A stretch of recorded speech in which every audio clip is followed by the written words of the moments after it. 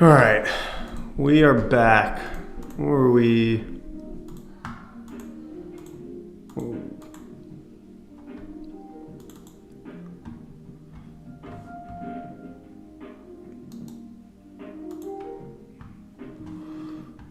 What were we researching? We were doing the shareholder letter. Active consumers. I think we finished that. I'm not sure. Active consumers. Here you go. I don't think we defined it last time.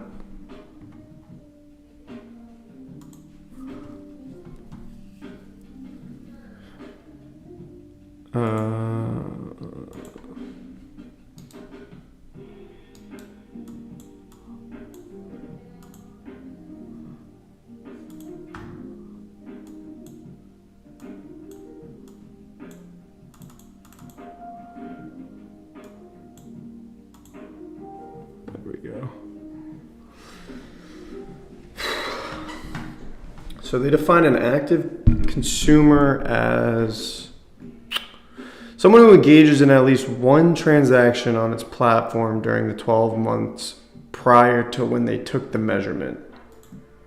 All right. So as long as you used it once, you could have used it to take, I don't fucking know, a payment. You could have paid with Affirm, not even taking it over a payment period, and you're still considered an active user. Using it one time, they're counting you as an active user in a 12-month span. And they believe that active consumers are a useful operating metric to both the company. Okay, that's just, yeah, generic BS. All right, so that is helpful. Okay, and then they have other metrics here from the finance. So let's see, this is all.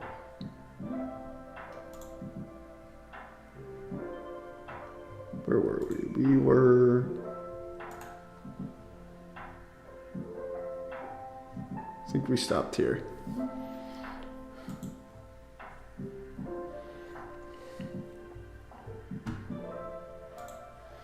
Active users, let's look up Returnly. Yeah, okay, so we finished this. We are back on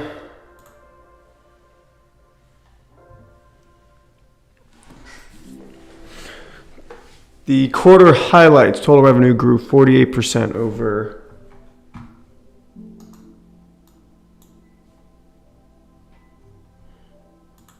One second.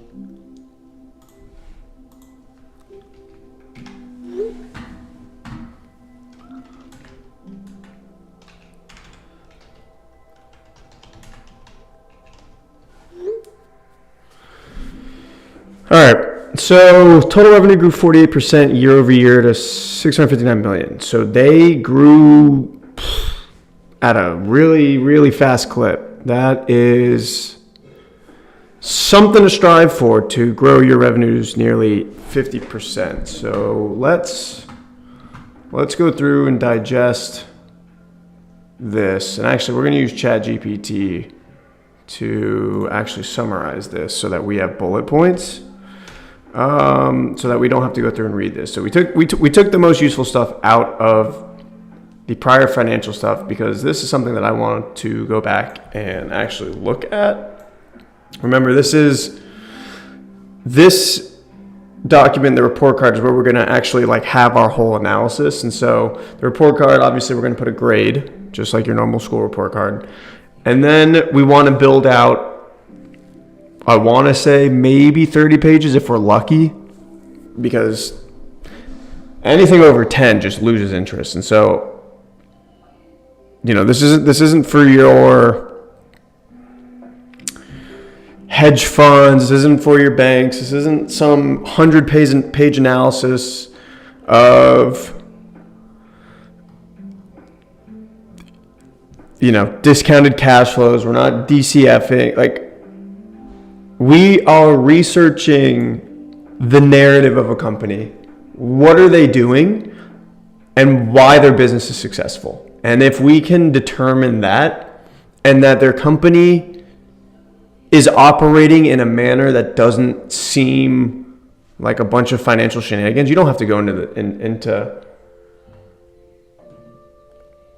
in depth with their financial standings. Okay, sure, you can research a real estate company or a bank and really go into what their ledger looks like, but I personally don't think that's important. And that's simply just not how I've operated, and it's worked out thus far, so going to continue to operate like that. And so I just want something that I can use, and I'm hoping others find it useful as well, that I can go through, and even if I forgot about what a company is or what they do, I can go through and get a decent understanding of what they are, metrics excluded, right? How are they operating in the past and today as a provider of services or goods? And how does that look going into the future, right? Obviously, numbers are a big metric if you want to determine the health or possibly return on their capital and yours. But we want to create that high level, okay, this is why they're who they are, and then 20% go into their financial health and standings, and what is their statement of cash flows look like? What does their what does their debt ratio look like? And then dissect once we have that broader picture of, okay, this is why we care about their financials. Because if you don't understand the business, what's the point of knowing if they're operating it at all, right? You don't know what they do. You don't have that whole story. So this is where we're at with the report card. And to get to this point, we have to do research in other areas, right? We had to find the customers, the customer mix,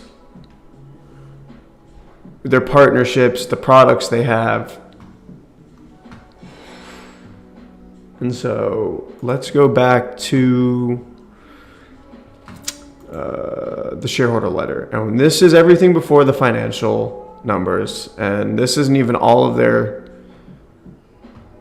financial paperwork, to say the least. They have all their statements that look like this. They're not too much fun to go through, but that's way later down the road. And I think their shareholder letter does an accurate job of, as a company, you want to highlight the metrics that you think investors care about, and you want to bring them to the forefront so they don't have to go digging for them.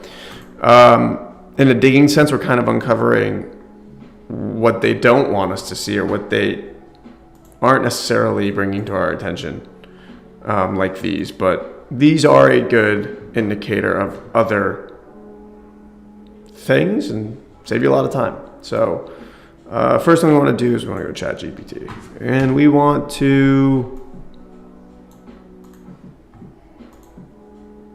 where are we at?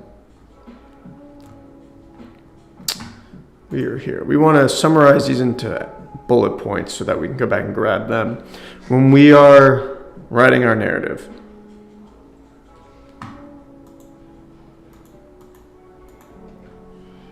Please summarize these paragraphs into bullet points.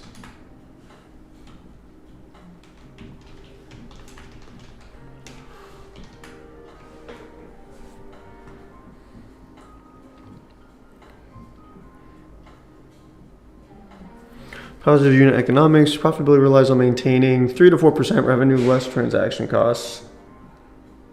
To reach profitability, Affirm needs to drive more transactions. Yes, we knew that from the get. That's how they're operating, right? More transactions on their network, the more revenue they get based off the percentage they're taking of the whole, right? As a percentage of GMV grows. Percentage stays the same, but that pot grows. GMV, opportunity. Yes. And for those of you, well, none right now, but that don't know what GMV is, we actually, wrong one, we define it.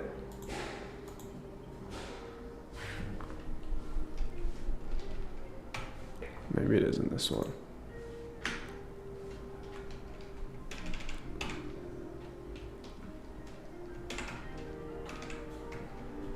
GMV is gross merchandise volume, basically everything on the network. Oh.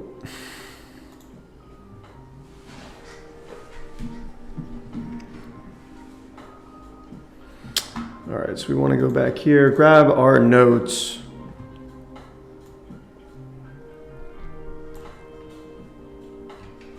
Paste it here for us to go back.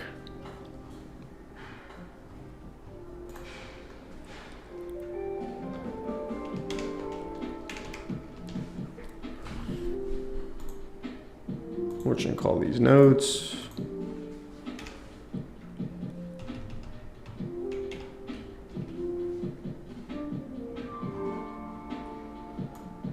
Let's make this 3.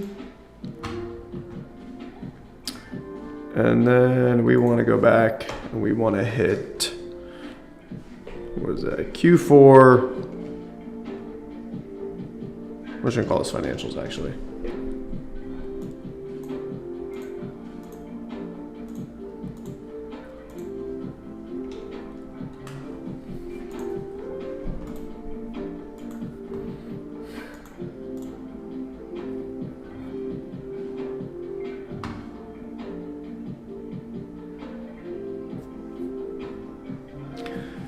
Revenue as a percentage comparative. Wow, network revenue grew 28%. So not only did their total revenue grow, but of that total revenue, they have this network revenue that they're generating from transactions on their network. And that grew substantially, as well as the money they're getting on interest.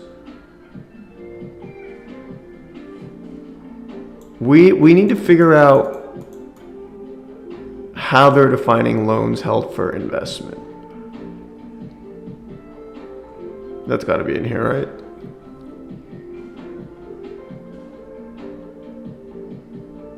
Right here.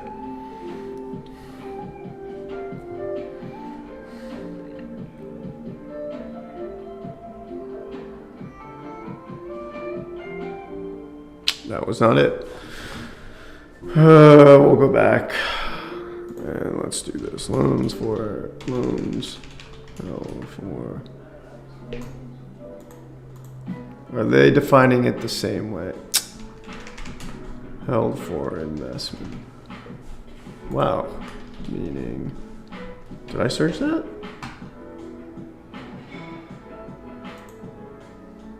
Yes, I have.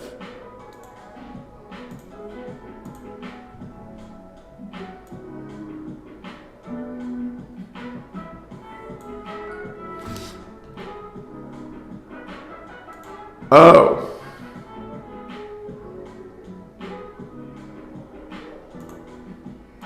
So they're buying loans? That makes sense.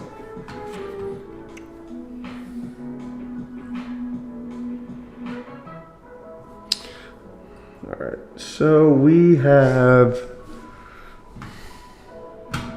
We're gonna put this.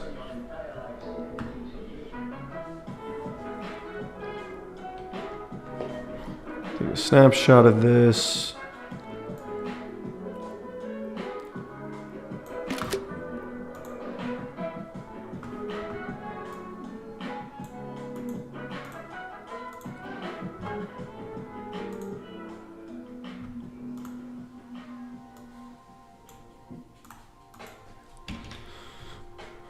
Boom.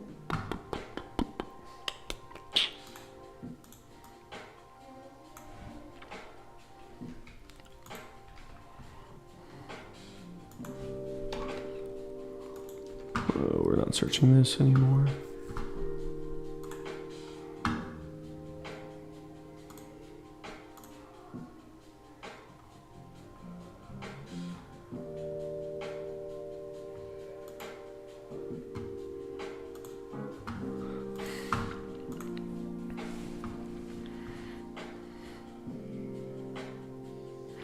So they're offloading their loans. That's what that meant. They're selling the loans, gain on sales of loans.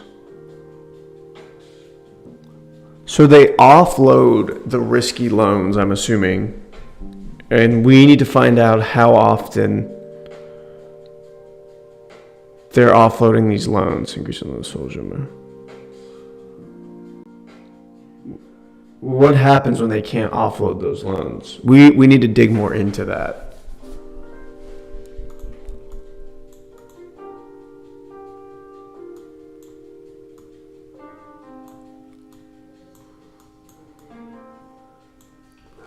We need to dig into that.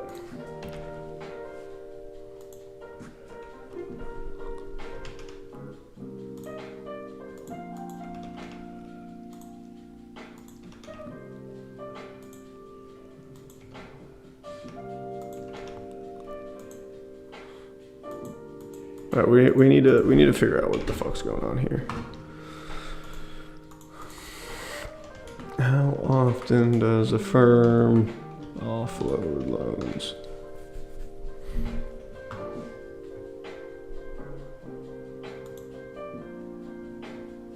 So after 120 days, they charge it off. Once it's been charged off, they send it to collections. It may be sent to third party at any time. Wow. Okay. So they will send you to collections.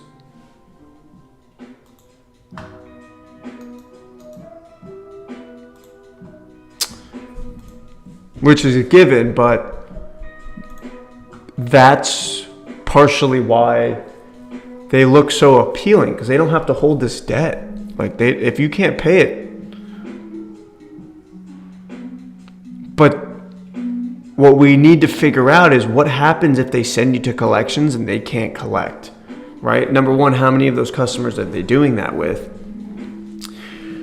I would think, going back to our report card, there was a substantial percentage. So let's say deep subprime, and we'll say subprime is in there. So we'll say 27% are probably likely to fall into this bucket. Now, how much, what's the percentage of the percent, right? What is the percentage of that 27% that actually follow through and don't pay? We don't know that. I don't think it'll have that large of an impact at this point in time, but we need to keep a note of that.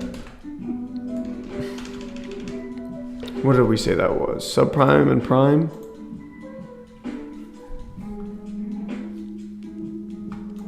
I want to put that here.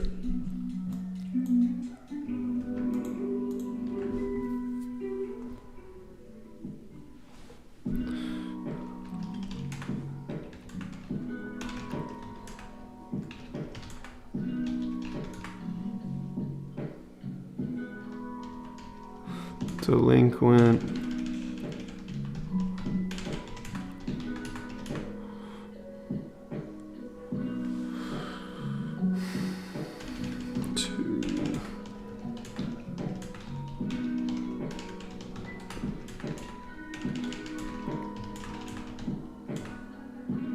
We could probably bucket developing credit in there too. So we'll say 29%. So we're going to say subprime, deep prime, and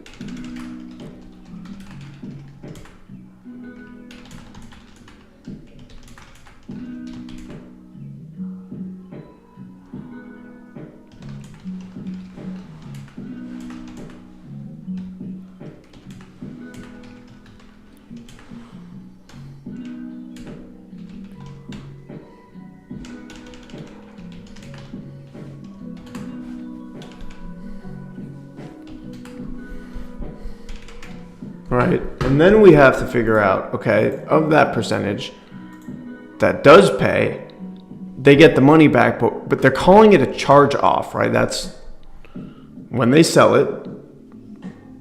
It still must be repaid. I wonder if the collection agency pays Affirm to take that on at a discount. So they're taking a loss.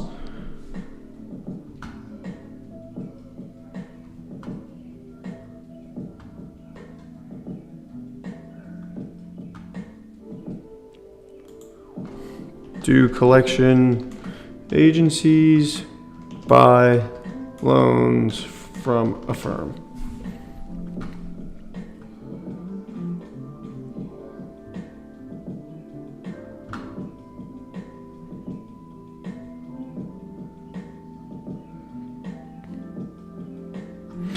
I don't know.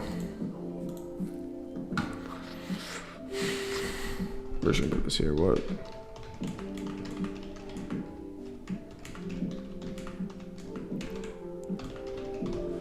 All right, so another thing, I don't know where to put this one either.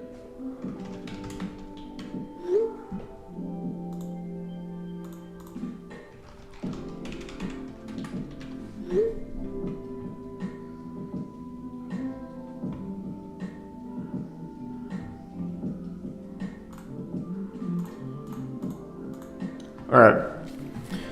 So one thing I was thinking of today was